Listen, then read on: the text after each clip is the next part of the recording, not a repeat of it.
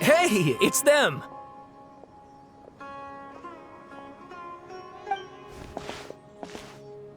Akaba, Sawada, you're still here?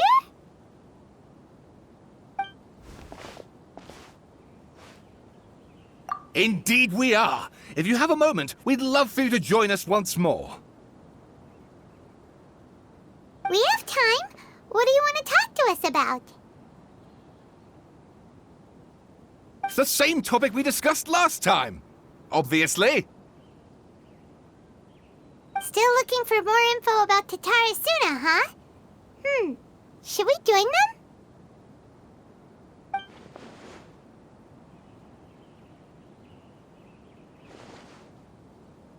Unfortunately, we haven't made any real progress.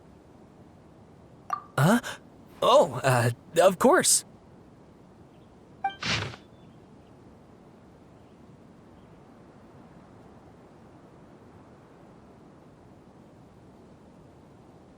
I presume you'll want to read mine as well. Here.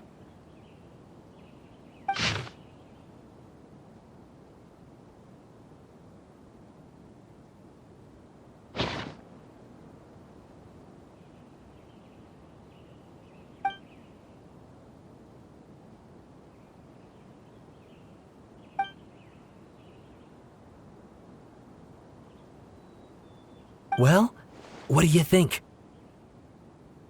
Hey, Traveler. Remember how last time Akaba was saying how he wished he could gather more information about all this? Well, we just got back from Inazuma.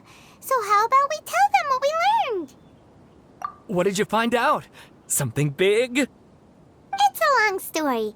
Basically, we have some friends in Inazuma, and...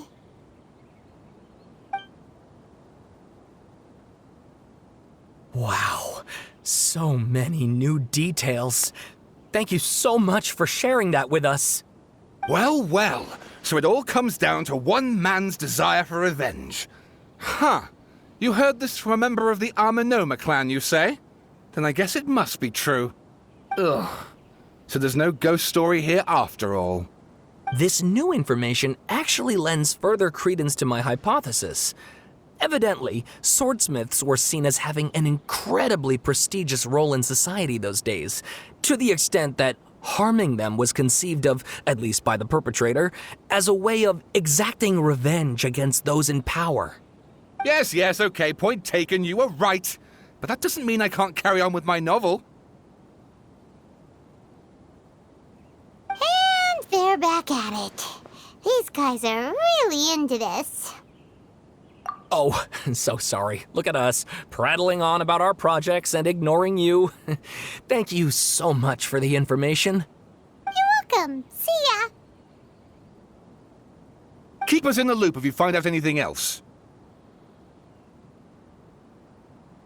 Will do.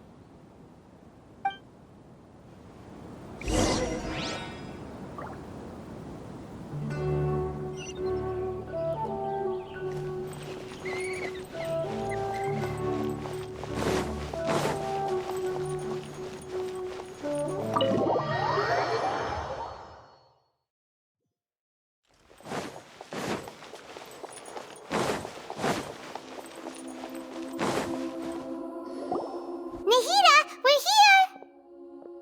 Traveler, Paimon, how have you been? Ugh, where to start? Paimon hasn't had a moment's rest this whole time. That night, we ended up chatting and chatting until suddenly the sun was up. And then she decided she wanted to go to Inazuma. The Balladeer? It sounds like some kind of code name.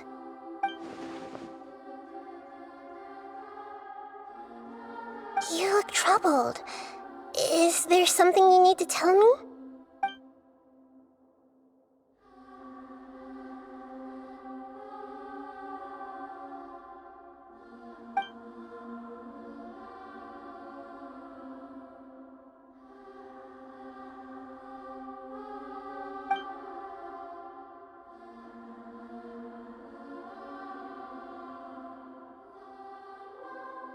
Traveler?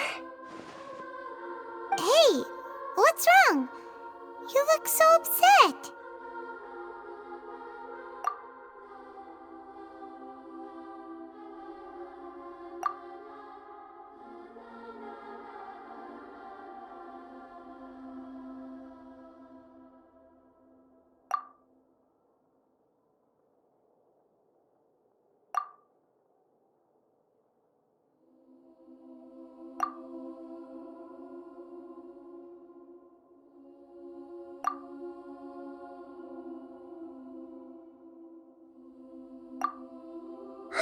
That's quite a story. So, this puppet known as the Balladeer erased himself from Irminsul, hoping that he could change the past. But how was he even able to do that? As the Traveler said, he very nearly became Sumeru's deity. Admittedly, I remember it a little differently. I don't recall finding anyone inside the machine after we defeated it. Nevertheless, it does make sense. If someone were to successfully erase themselves from Irminsul, the world would change to reflect the new reality. So, you believe this person really existed, and we just don't remember him because he literally changed the world? Yes. Theoretically speaking, it is possible to do this. But I'm struggling to imagine the kind of person who would dare go through with it. The Traveler comes from a world beyond Tevat. That's why there's no information about her in Irminsul, and it also explains why any changes to Irminsul wouldn't affect her. So if there's anyone in the world capable of retaining memories from a past that has been rewritten, it's you. It's quite incredible when you think about it.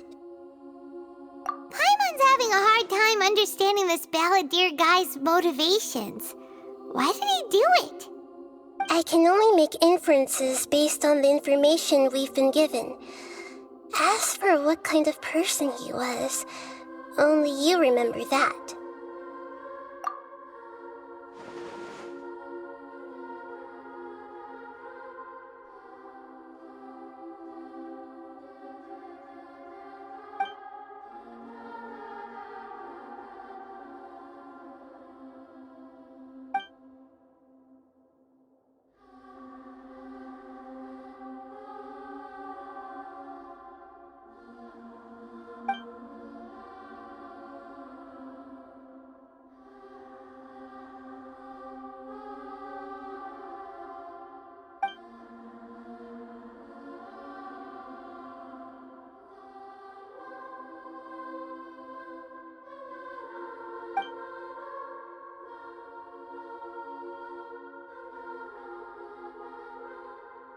Something else worrying you? Something that you can't share? It couldn't change the fate of the ones who had died, right? Once the Balladeer realized he hadn't been betrayed after all, it must have completely changed his view of the people of Tatarasuna. Now he saw them as friends again. He couldn't keep hating humans after that. And if he thought there was a chance he could save his old friends, it would be hard not to try. The story makes sense, every part of it. The Balladeer tried to achieve godhood with the doctor's help. He was unsuccessful, but retained the power to connect with Irminsul. That power then enabled him to change what was recorded in Irminsul and erase himself, even though he didn't have much strength left. Yeah, it does make sense, but it still ended in tragedy for his friends. It just feels so hopeless. He gave everything to do this, but it seems like he got nothing in return.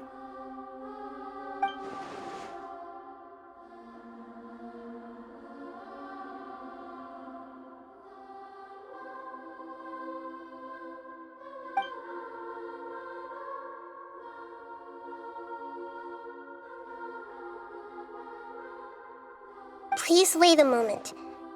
I want to check something. Found it. This should be the one.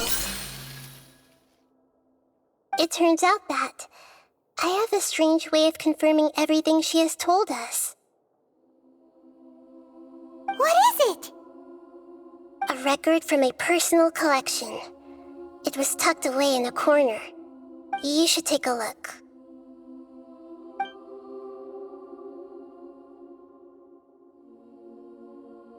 Is this a fairy tale?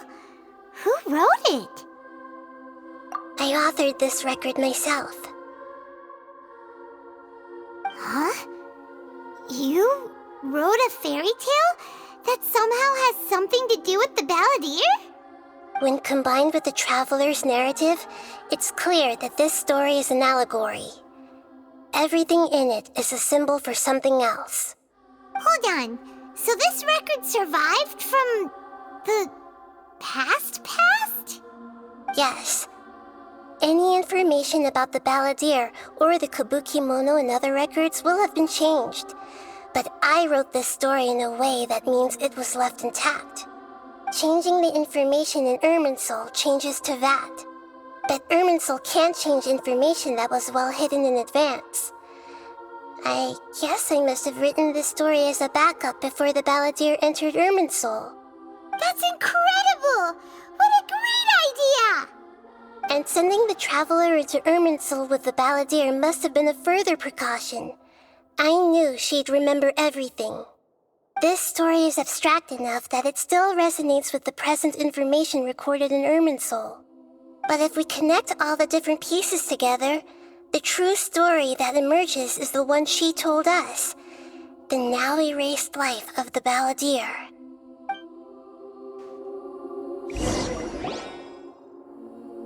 There was once a lone monster draped in fox fur.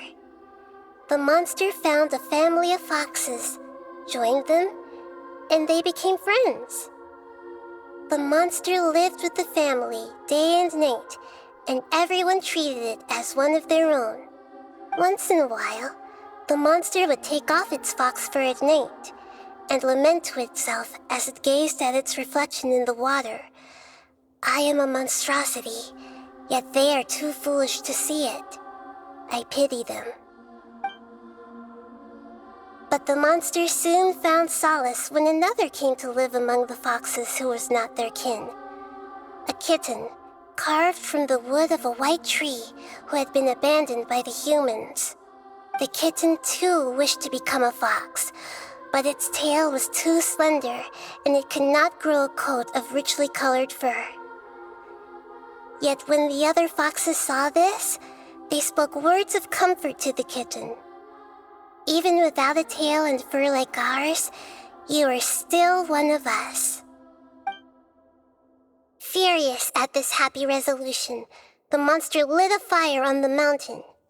The terrified animals panicked as the fire spread. The only way to extinguish the flames was to make a sacrifice. A gray fox stood up and addressed the monster. It said, "You are the cleverest among us.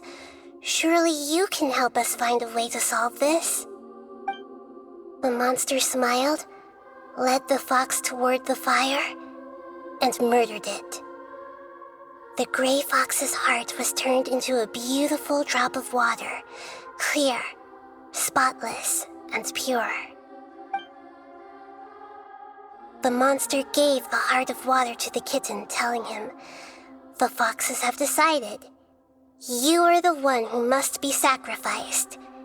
Take this, quench the flames, and die for your fox kin." The fire was extinguished, but the kitten lived. It left that side of the mountain and found a little bird who had a broken wing. The two promised they would spend their whole lives together, but the little bird did not have long left to live. It passed away soon after. After burying the bird, the kitten left the mountain for good. Never again would it cherish a single creature, nor a single blade of grass that stood on that mountain. The kitten spent the nights wandering aimlessly, gnashing its teeth at the moon. How it wished to swallow the moon and devour the moonlight. If the world could only return to darkness, then it would finally be peaceful and content. I will become the new moon, the answer to everything. Then, no one will know that there were once birds, foxes, and cats in this world. And no one can know that they were different.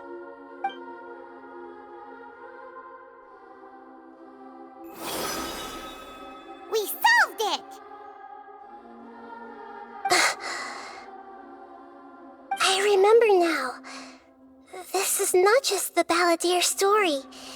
It is his very own memories. I made a backup so that it would be preserved no matter what happened. To become a god, he was experimented on and modified countless times. It was brutal torture, and the only reason he was able to survive is that he was a puppet. This memory was extracted from him by the scholars. Presumably, they kept it to have something to defend themselves with. Creating a deity was just the first step. Some of them wanted to be able to control it. That's why they backed up his memory for later use. I buried it deep inside one of my own dreams, and then hid it inside an allegorical story so that it wouldn't be altered. It's hard to believe that this person really existed, let alone that he tried to get rid of us on more than one occasion. Paimon has no memory of him at all. He completely vanished like a puff of smoke. The Balladeer agreed to help me look for information about the Descenders, and although he was unsuccessful, he still helped you. Before he vanished, he confirmed an important detail, that Conria was where your twin first came into this world. We still don't know how the change to Irminsul will affect the senior ranks of the Fatui, but in all likelihood, they won't even remember their own Harbinger. It sounds like Paimon wouldn't like this guy a whole lot if he was still around. But still, Paimon doesn't like the way it all ended that much better. This is why wisdom alone cannot answer all our questions. We look, we see, and we comprehend, but the question still troubles us. So the answer is not everything. People yearn to find the truth and then conquer the troubles they face. When you give someone the truth, you give them a chance to choose their own destiny. To others looking on, this may seem like a pointless endeavor, but for him, the chance to act on his desire to disappear must have meant a lot. Never forget that even when we walk beneath dark clouds along a road filled with suffering, the light of wisdom is always there, guiding us toward a better destination. And that is what you have been doing all along. Yeah, Nahita's right. Cheer up. How about we go get something to eat? We can pick up this heavy conversation again later. Good idea. Paimon, why don't you take her out for a walk to clear her head? You got it! Come on, Traveler! You need to get out of your head for a while. You'll feel much better after taking a walk. Let's go get a snack from one of the stalls in the Grand Bazaar! That'll be sure to lift our spirits. It must be really tough being the only one who remembers all that, but...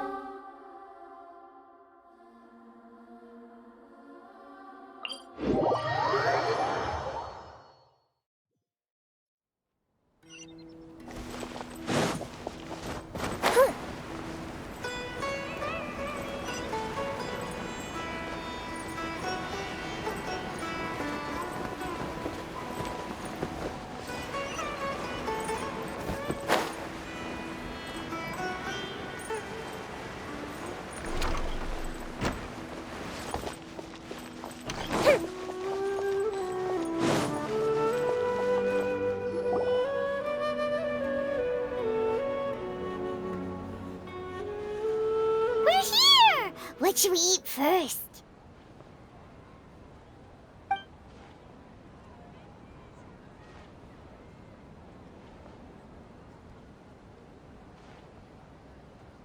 Hey, are you gonna answer or what?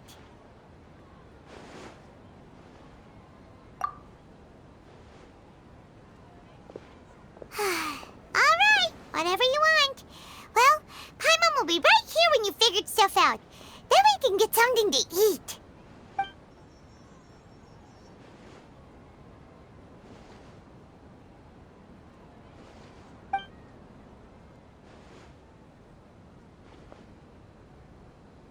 What is it? Have you figured it all out?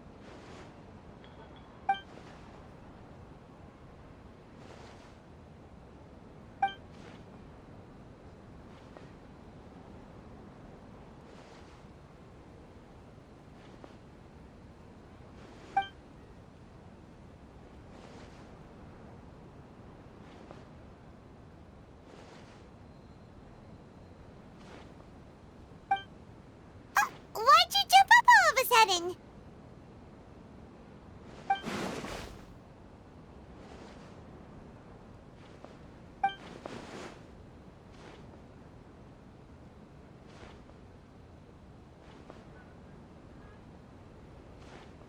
Excuse me, boss. There seems to be a small problem with the last bill. Look, here.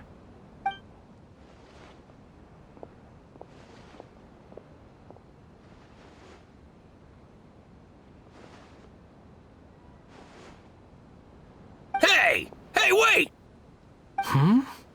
You mean me? No, not you. That kid! Didn't you see? Little rascal grabbed my last 2 fresh Sunsettias and ran off. Look, if you're gonna help out here, you can't keep spacing out, okay? What is it? Work's too boring for you? Or has the big city got too many distractions? I wasn't paying close enough attention. Sorry, boss. I think you're right. Maybe it's the city. It's so exciting. It can be hard to focus. Who's that guy? You know him or something? He's who? You're a strange one, kiddo. You say you don't want any money for helping out here, and then when I actually give you some work to do, you keep letting yourself get distracted. I don't want to take advantage, so I'm happy to pay you what I'd pay anyone else. But if you keep acting like this, pretty soon I won't be able to afford to. No, please. I mean it. You don't need to pay me anything. I'm just so thankful you agreed to take on an outsider like me. You're welcome, I guess. But I got bigger things to worry about. Look, we're all out of Sunsettias, and I promised the lady down the street I'd deliver a fruit bowl this evening. Leave it to me. I'll find some more. Just a moment. I'll be right back. Stop. I'm gonna level with you, kiddo. I've never met a worker who said they didn't want a wage before. And at first, I got greedy. Couldn't believe my luck. But I figured you'd start asking for something in return eventually. You don't want money. You don't take days off. And in your free time, all I see you do is wander around, taking in the sights. Are you a drifter or something? That's right, I am. We can talk more about that later. First, let me get those fruits you needed. Sunsettias, was it? I'll be right back. Hey, what do we do now? Okay, stay out of sight. Don't let him see you.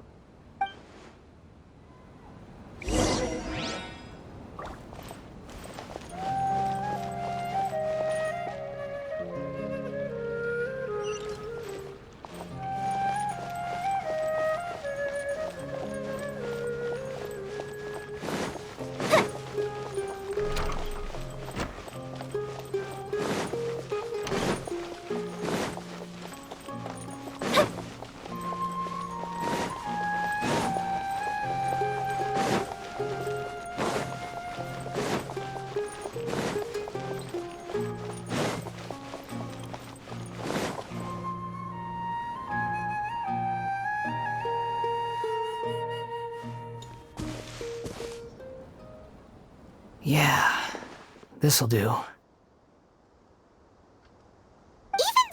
say he's the balladeer, what are we planning on doing? Stealing his Sunsetias? Isn't that a bit too cruel? Oh, alright. This should be enough. Guess I should wash them before I take them back.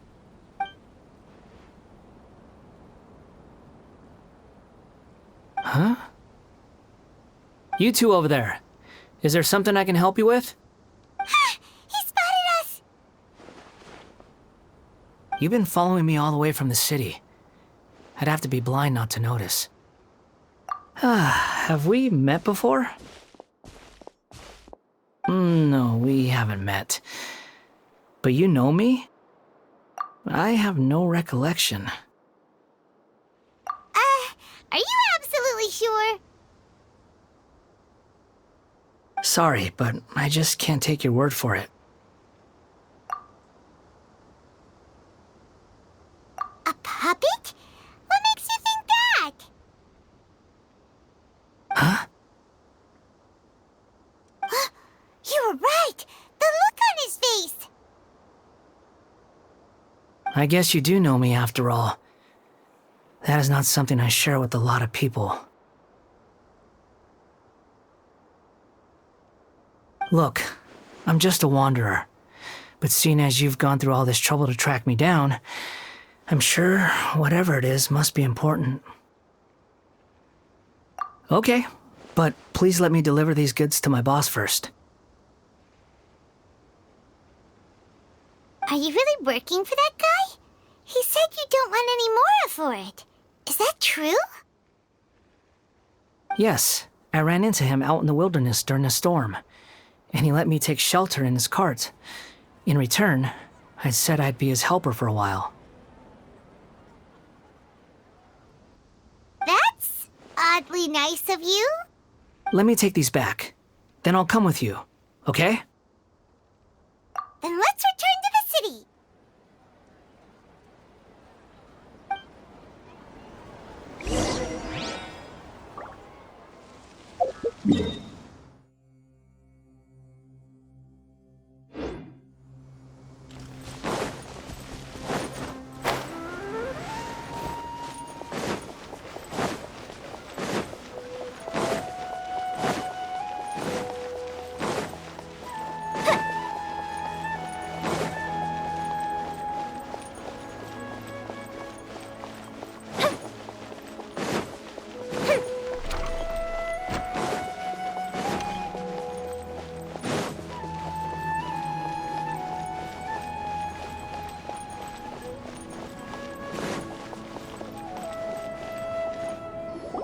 Here you go, boss. I'll leave them right here. Oh, you really went and picked some more. Who are these two? Something's come up, and they need to borrow me. Sorry, boss. I'm afraid I'll be away from the stall for a while.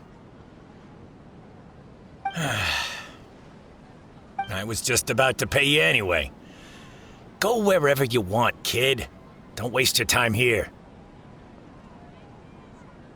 What? I get it, okay?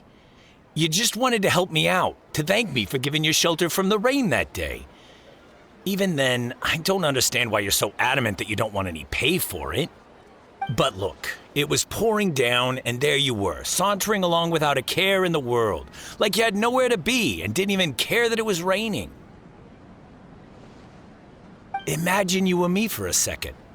It's a little weird, right? Why is this guy traveling during a rainstorm if he's not trying to get somewhere? And why is he taking a shortcut through the open country if he's not even in a hurry? But anyway, taking you in didn't put me out even slightly. You don't owe me a thing for it. Certainly not all this. Your time is valuable. You know, you should go live your life. But I don't...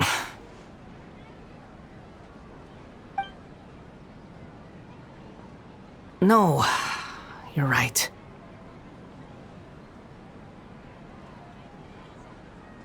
Then I suppose this is where we say goodbye. Thank you again for taking me into the city. Don't mention it, kiddo. I've run into all kinds of characters over the years. I just hope you find your path. Thank you.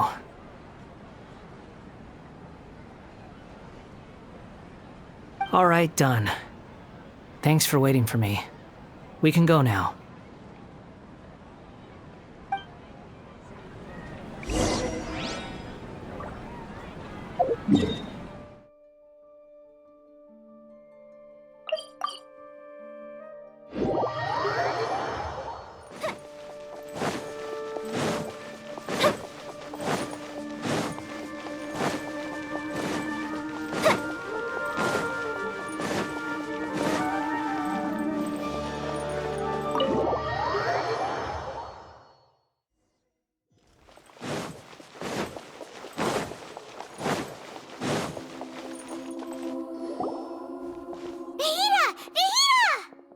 What's wrong?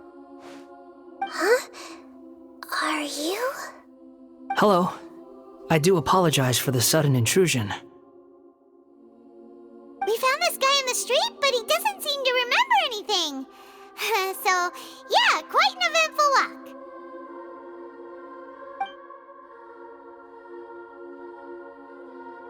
You say that you're trekking across Teyvat to train yourself.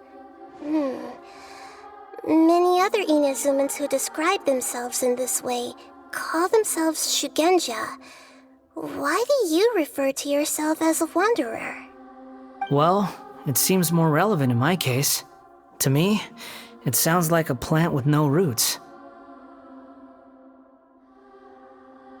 But these two claim that they know me, and that I have a hidden past unknown even to myself. I wouldn't call it the past, but rather... this is a difficult one to explain. I don't like to rely on using terms like this often, but in your case, it seems that it ought to be called, previous incarnation. Oh, like a past life or something? Yes, something far more distant than the past. So far away that you cannot perceive it. Okay, I have to ask. What was I like in my previous incarnation?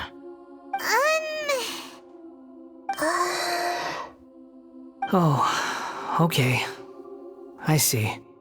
You want to tell me, but you can't bring yourselves to say it. Looks like I didn't have the most wonderful existence in my previous incarnation. If it's that difficult to talk about, I have no doubt it will be just as difficult to hear, but I'll be able to handle it. Please, tell me the truth. Is truth something you care a lot about? Yes. Then I'll be straight with you. In your previous incarnation, you did many things that would be considered evil. You nearly died because of what other people did, and many died because of you. As a non-human being, you hated gods and humans alike. You drifted from place to place, never able to settle, even where you found status and identity. You adamantly believed that you were missing a heart. Actions rooted in persistence sometimes bear bitter fruit. Sometimes, you have to let parts of yourself go, or you'll never be happy.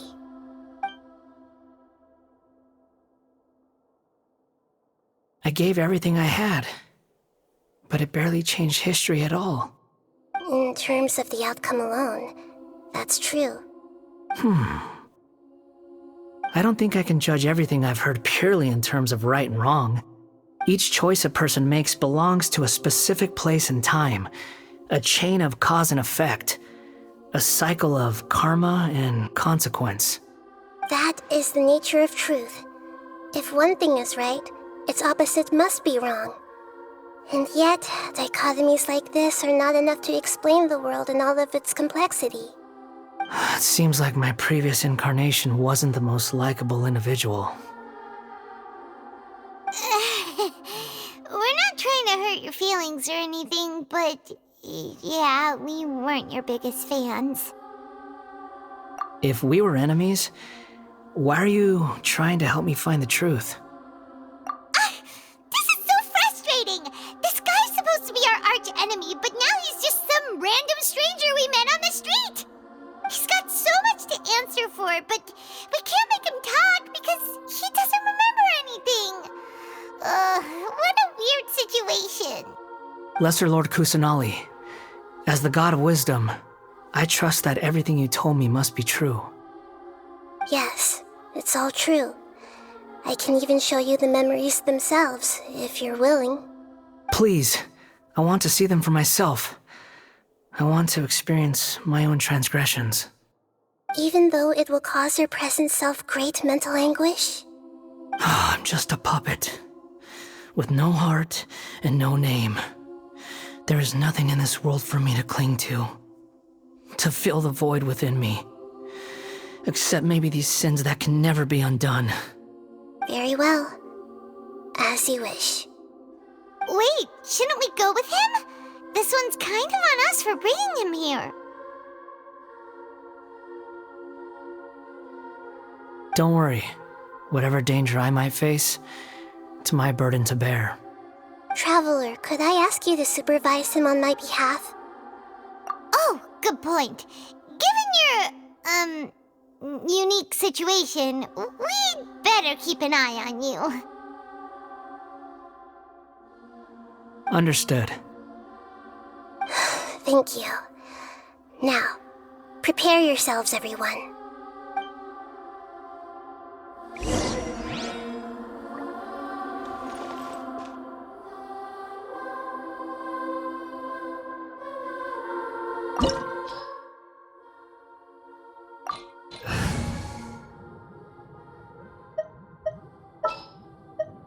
There's still a long road ahead.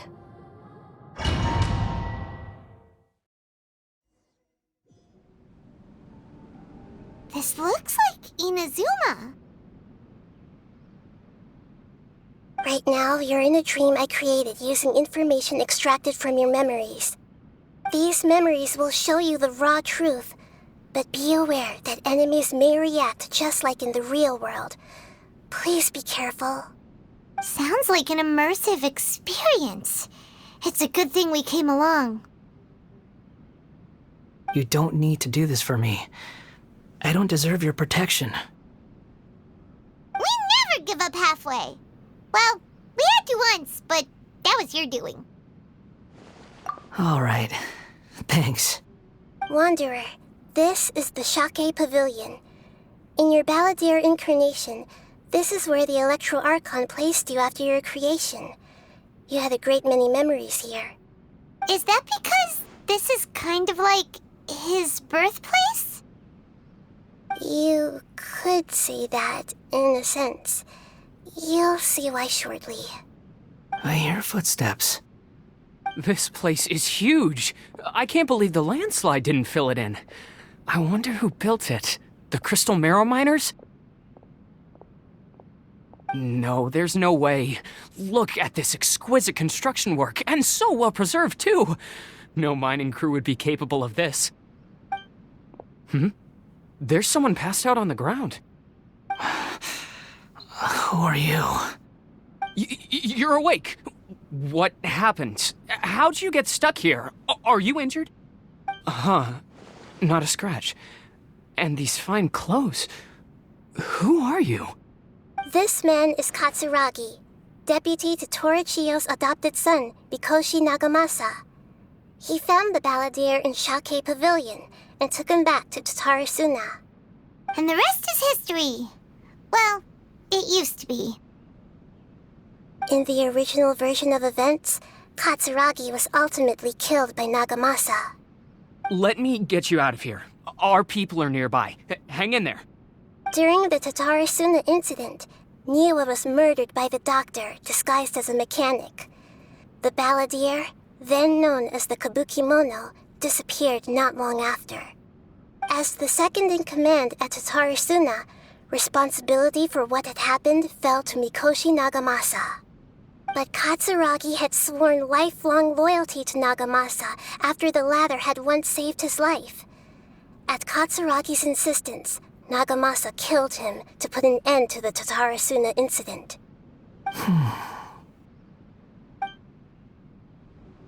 Katsuragi seems like he was a good guy. He looks like a warrior, but he has a kind face. Why couldn't he live a long and happy life?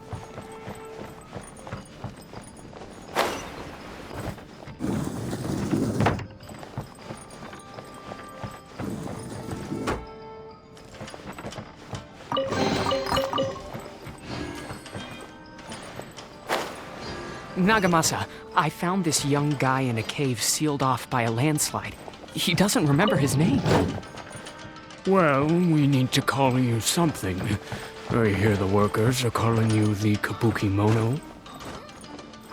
That's fine with me. Katsuragi, report to Niwa. Tell him we have someone new joining us.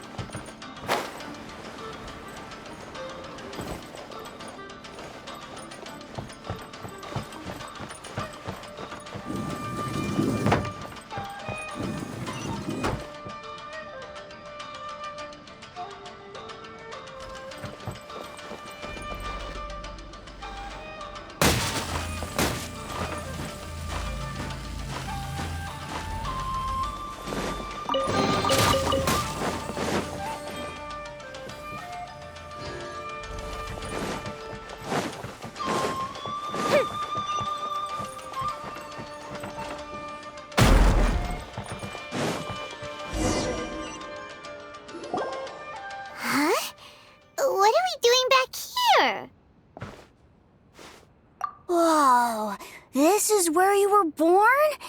It's pretty, but there's nobody here. I was abandoned, like you. I lived here for a while at first, but there's nothing for us here. We can't stay. Okay.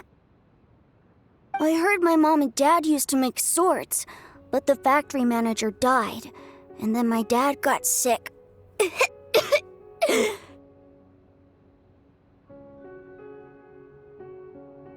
He kept coughing all the time, just like me.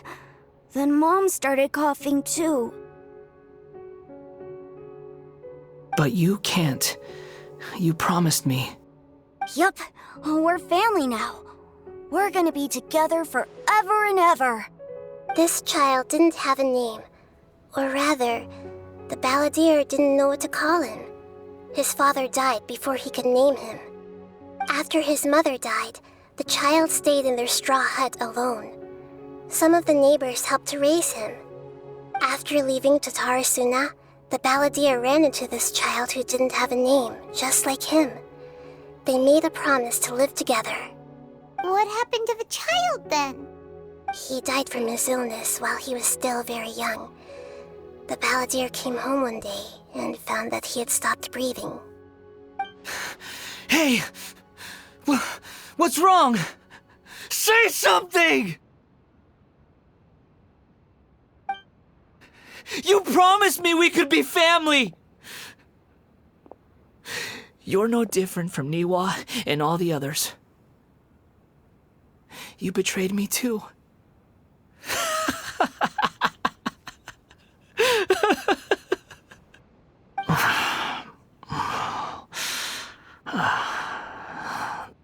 The voices have gone. It looks like the memory ends here.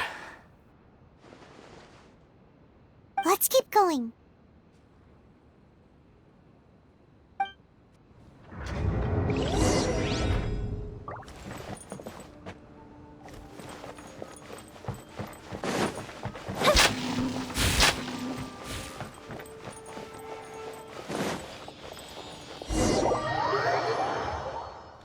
You do realize you're blocking my path. I come not to obstruct you. I've been waiting. What you are truly is a weapon. One that could be wielded with an iron will. Or you could continue to drift aimlessly. Are you trying to win me over?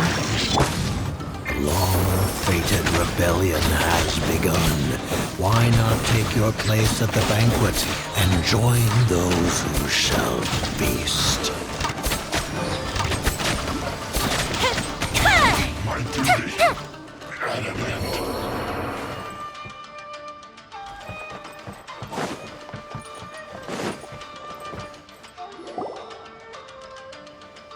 This place is dark. Paimon knows this place. It's the Delusion Factory in Inazuma. In the original version of events, the Traveler once encountered the Balladeer here. Such a creepy atmosphere. And so familiar.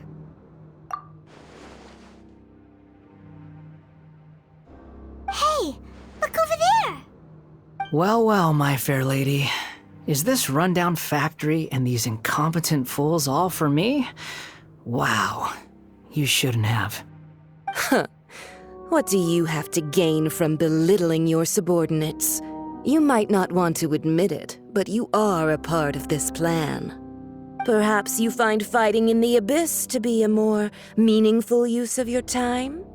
Oh, but of course, even this pales in comparison to being experimented on by the Doctor. What a sharp tongue you have. Funny how negotiating never seems to be your strong suit. For the task ahead, I suggest you keep your true feelings to yourself. Save your breath. I know what I have to do. I'm sure you think so, but I still think you need to hear it. Don't start thinking you're invincible, and don't let your emotions get in the way. Surely you're not worried about me. I just can't have you getting in my way. You and Child never fail to find ways to complicate things. I'm merely lighting a little fire in this chaotic nation. But you, being tossed out like trash, must make you want to destroy it completely. Do you remember the last time you were here? That was a lot of swordsmiths you killed. I'm sure the descendants of the Raiden Gokaden are still suffering the consequences now. Look at you. Oh, don't get so sentimental. Now, give that poor little tongue of yours a rest and stop pretending like you're above everyone else. Bye then. See you at the victory feast. Poor little tongue? She's playing with fire talking to me like that. Who does she think she is? Forget it. Someone might find me here any minute now. I should prepare to give them a warm welcome.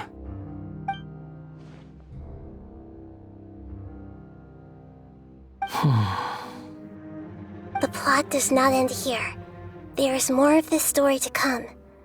Wanderer, are you able to continue? Yes. Please don't worry about me. Why are you staring at me in silence? Can't you think of a nicer way to express yourself? I'm under no obligation to be nice to you. Besides, I thought nothing mattered to you except results and your own interests. Isn't that right, witch? Muddle-headed puppet.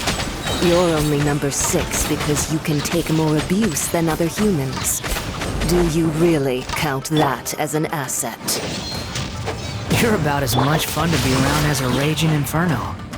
But before we murder each other, it'd be best if we finish our duties.